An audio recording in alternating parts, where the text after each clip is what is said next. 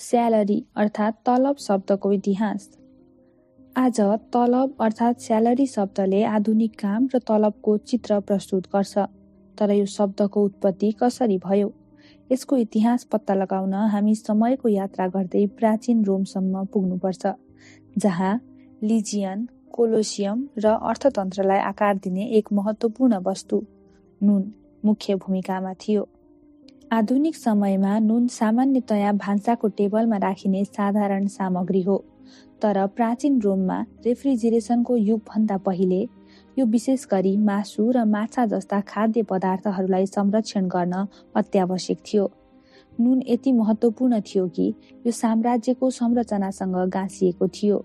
भिया स्यालेरिया, जसलाई नुन मार्ग भनिन्थ्यो, यस बहुमूल्य स्रोतलाई तटीय नुन भण्डारहरूबाट साम्राज्यको केन्द्रसम्म पुर्याउँथ्यो। यसको अत्यधिक मूल्यका कारण नुनलाई सम्पत्ति र स्थिरताको प्रतीक मानिन्थ्यो। केहीले यसलाई सेतो सुन समेत भनेका थिए।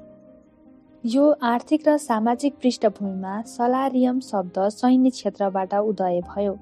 रोमन सैनिकहरूलाई आफ्नो खाना सुरक्षित राख्न नुन आवश्यक थियो र सलारियमलाई सैनिकहरूलाई गरिएको भुक्तानीको रूपमा परिभाषित गरियो।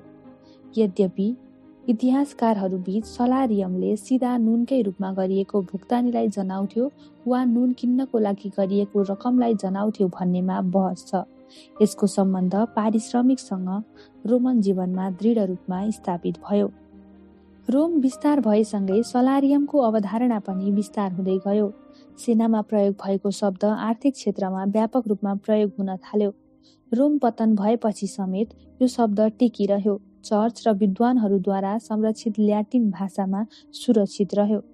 सलारियम पुरानो फ्रेन्च शब्द सालेरमा परिणत भयो र पछि एङ्ग्लो स्याक्सन इङ्ल्यान्डमा प्रवेश गरी मध्यकालीन अङ्ग्रेजी शब्द स्यालेरीमा बदलियो।